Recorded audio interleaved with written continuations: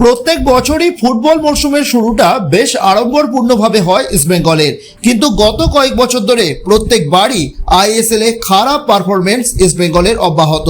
গত বছর লিগ টেবিলে 9 নম্বরে শেষ করেছে ইস্টবেঙ্গল। তার জেরে মরশুমের শেষে হতাশাই একমাত্র সম্বল হয় লাল হলুদ সমর্থকদের। তবে এবার গত বছরের থেকে আরও ভালো দল তৈরি করার চ্যালেঞ্জ নিয়েছে লাল হলুদ বাহিনী।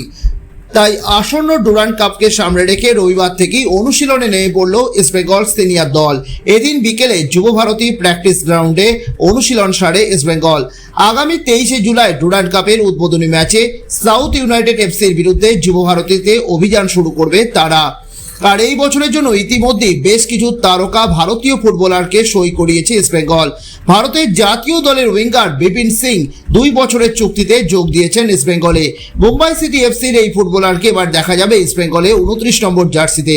পাশাপাশি ভারতের জাতীয় দলের স্ট্রাইকার ইন্টার কাসির এডমুন্ড লালরিন্ডিকাকে 3 বছরের চুক্তিতে সই করিয়েছে ইস্টবেঙ্গল। এবার 10 নম্বর জার্সিতে দেখা যাবে তাকে। একই সঙ্গে রিয়েল কাশ্মীর এফসির মিডফিল্ডার রাম সাঙ্গাকে 3 বছরের চুক্তিতে দলে নিল ইস্টবেঙ্গল এফসি। ইস্টবেঙ্গল এফসি রাজস্থান ইউনাইটেডের ডিফেন্ডার মাটন রায়নাকে 3 বছরের চুক্তিতে সই করিয়েছে। দলের বিদেশি ফুটবলাররা এখনও আসেননি। যেমনটা জানা যাচ্ছে, আগামী 18 তারিখ কলকাতায় পা রাখবেন ইস্টবেঙ্গলের কোচ অস্কার ব্রুজো সহ বিদেশিরা। তাই আপাতত কয়েকদিন ভারতীয় ফুটবলারদের নিয়ে ডুরান্ড কাপের প্রস্তুতি সারবে ইস্টবেঙ্গল। বর্তমানে প্রশিক্ষণের দায়িত্ব সামলাচ্ছেন সহকারী কোচ বিনো জর্জ।